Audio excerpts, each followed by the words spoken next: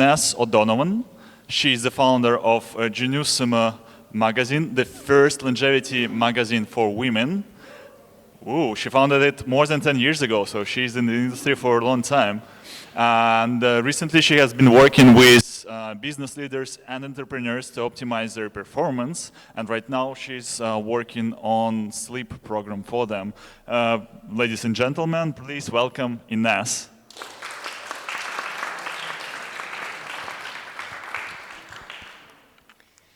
Can we switch that? Maybe if you move to the side, is it, yeah? Okay, I don't have my time up anyway. Okay, so longevity is happening. It's no longer a dream. But what is the point of living longer if we're not living better? Correct? And the only way to really achieve kind of that real health, joy. Oh.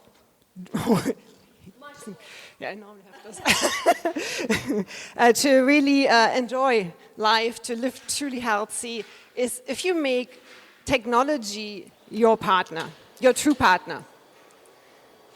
Because only then you can make your life more vibrant, more purposeful, and more you. So as Alexei said, well, I'm Ines O'Donovan. I'm known as the ageless futurist. And this is what I want to do for you. I want to give you just a small glimpse into the future. So I have one of the models that I have developed, for instance, is called total health immersion. And you probably have heard about, okay, you know, medicine needs to be personalized, it needs to be predictive, it needs to be precise. All agreed. But I believe we need to go further. We need to make it just in time, because just to predict something is not enough. We need to know right now what is happening with our body and what can we do about it. So it needs to be just in time, but also it needs to be experiential and it needs to be immersive to get the biggest effect. And the way we have to start is by using sensors, right? I mean, if we do not measure, then we cannot do much about it. Because most of us, we have lost most of our intuition, and even if we still have good intuition, then, you know, we can't see and measure everything with our intuition.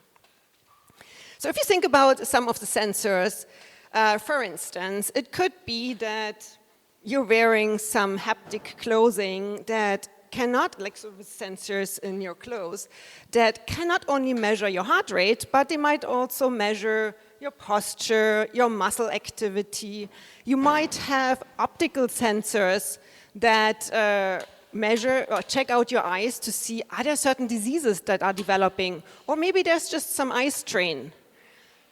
Or you might have some tooth sensors that are obviously in the teeth, that measure your saliva for different biomarkers. There could be sensors that you have, like smart pills that check out your gut. There could be sensors like nanobots that are cruising through your blood to see if there are any changes. There are loads and loads of sensors that we will have inside our bodies, on our bodies, and around us. But just the sensors is not enough. Because what's kind of like, if we have data there, we have data there, it needs to be brought together. And that's where the magic of AI comes in. And AI can, in the future, really enable us to get this total health immersion experience. And in addition to AI, so the AI, of course, does not only consolidate the data, it also uses the latest research that is relevant to you. So, for instance, anything that's related to your genetic predispositions, your biomarkers, your wearable data, everything. And connected with the research, it can give you just-in-time information of what you can do in tiny, small doses, because big changes don't tend to work sustainably. So it needs to be small. And yeah, and then I believe it needs to be immersive. So extended reality is important, I believe, because there's already plenty of research that shows us that if we have an immersive experience, then we can change, like, for instance, mental health. I mean, I'm somebody who meditates or has been meditating in virtual reality, is doing fitness in virtual reality for quite a few years. And it's more fun, to be honest. So, so there's a lot of stuff you can do. So let me give you just 2 examples of how your future could look like. So one of them, let's say you wake up in the morning after having participated in our sleep program, so you know a lot about it, but also your sensors in your bed, in your body, on your body, in your room, they all give a lot of data, and those help to create the perfect sleep for you with exactly the right amount of deep sleep, of REM sleep, based on what you want to do the next day. So you had an amazing sleep, you get up, and you normally go to the toilet first. I do anyway. So your toilet is checking out your poo, your pee, checking for all the biomarkers. Of course, when you're sitting, kind of the skin also allows for additional biomarkers. And if there are, for instance, let's say some minerals are missing in your body, your toilet sends that information to your robo in your kitchen. And then let's say you go to the bathroom, you stand in front of a mirror, and you're standing on a smart mat. So that smart mat is not only checking your muscle mass, your fat mass, your posture, etc. It is actually looking at, for instance, like imbalances. Are there things happening with your body where you lose the balance? Which is super crucial, as you age, as we all know. So if you lose balance, that is not a good thing. And if you lose muscle mass, it's not a good thing.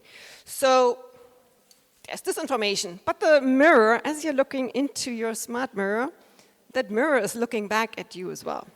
And it's looking, okay, are you stressed today?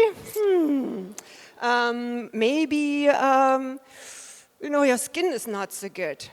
So all this information is then again sent to, for instance, your robo. And if you're taking a shower afterwards, you're stressed, maybe your shower adds some essential oils right away, what's right for you. Let's go a step further. Maybe there were some sensors that detected there's something not in balance. So your robo has already booked an appointment with you because you're busy, right? You can't just go to some doctor somewhere. There's no time. So robo has booked an appointment. Your doctor meets you in a virtual space that you love, that you find very pleasant, and together, like, you explain what's going on to the doctor. Obviously, the doctor has all the information, and there is your digital twin. So your digital twin is a virtual representation of who you are, all your information.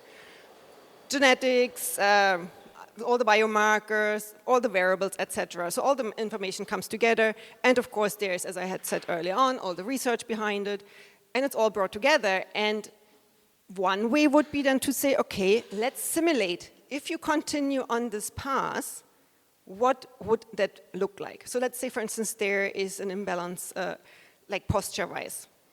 And if you have some haptic closing, maybe he can simulate with your virtual twin how this feels and transfer that feeling to you. Because if we have an experience of how we might feel, that might, like in the future, that might motivate us today to actually do something about it. And then, of course, with a digital twin, you also create the right solutions for you. So these were just 2 examples.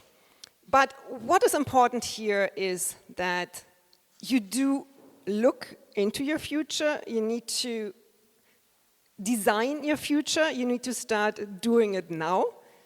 Because if we don't know where we're going, naturally, then we're not getting where we want to. So it's really important to know, and this is really, really important for our health and longevity. Especially if we do want to live longer, healthier, happier, we need to plan for it and we need to do something about it. So I'm here. I can talk to you, help you. I can talk in different places, give workshops. As I said, I'm planning this sleep program and also a private club for entrepreneurs and business leaders who know that in order to be truly successful, they need to look at longevity and prevention. So, thanks a lot, everybody. Thank you. First question would be from me. Like, what's the 80-20 or 20-80 interventions for entrepreneurs in your experience are the most are the best at increasing performance? Well, my strong belief and my own experience and what I've seen is sleep. You need, that's why we're starting with a sleep program, because like you can eat well, you can exercise, etc. If you do not sleep well, then you're not going to get anywhere. So it's like my own experience. I burned out several years ago, and like just before that, it was like actually I had one of the first Oura rings, 2016. And when I was looking at my statistics, was like Oura showed me, 3 minutes of deep sleep tonight. 0. I was happy when I had 6 to 9. And obviously, like they changed the algorithms, and so now it's like this is in the low 20s, but it's still not enough. But it led me to burnout. So it's really, really important. I've seen this with so many. Sleep needs to come first. Yeah, could not agree more. And we probably have time for one question from the audience to Ines. Yeah, Jasmine? Okay, so going along those lines of sleep, I guess briefly, can you say what are the top things that someone can do if they are in that same position where they rarely sleep well? At the end of the day, there's regularity to it. So it's really the basics where we need to start. Go to bed regularly, have it dark, like eye mask, or the room dark, or ideally both. Don't eat too long before, don't have any stimulation that's like from the food perspective, but also from the mental perspective that could help. And be aware of your hormones, because like I spoke last week in Vilnius at Sleep Fest about hormones. And did you, for instance, know that when your estrogen for women, when that drops, your melatonin production also drops. So we need to be aware of all those things because it's just not known, and without that, we cannot act accordingly.